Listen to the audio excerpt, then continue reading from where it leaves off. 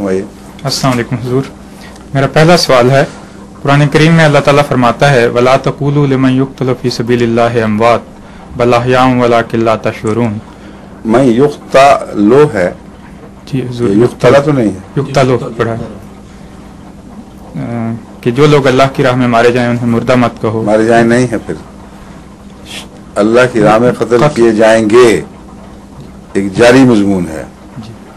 میں یقتلا کا مطلب ہے جو خدا کی راہ میں قتل کیا جائے، اور میں یقتلو میں پیشگوئی بھی ہے کہ ایسا ہوتا رہے گا آئندہ. جی سمجھیں؟ جی. لیکن تمہیں وہ زندہ ہے لیکن تمہیں ان کی زندگی کا شعور نہیں. تو ہمیں بحیثیت انسان تو کسی بھی انسان کے مرنے کے بعد کے حالات کا علم نہیں ہوتا.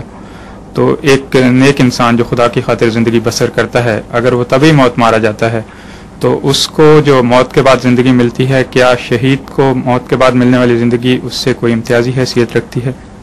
اسے تو یہی لگتا ہے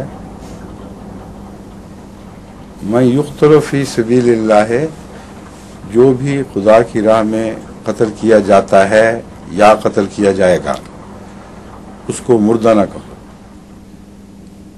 جو مر جاتا ہے طبی موت، اس کے متعلق کہیں پڑھا آپ نے کہ اس کو مردہ نہ کہو؟ نہیں پڑھا. بل احیاء نہیں نہ کہا؟ تو فرق ظاہر ہے، فرق تو لازم ہے.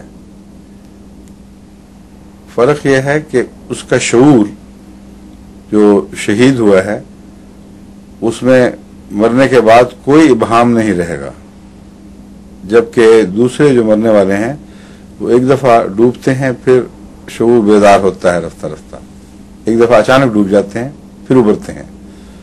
اور ان کا جو نقشہ کھینچا جاتا ہے جیسے یہاں سے اچانک ایک عالم شعور سے دوسرے عالم شعور میں منتقل ہو گئے ہیں اور کوئی بھی ابہام کا غوطہ نہیں آیا.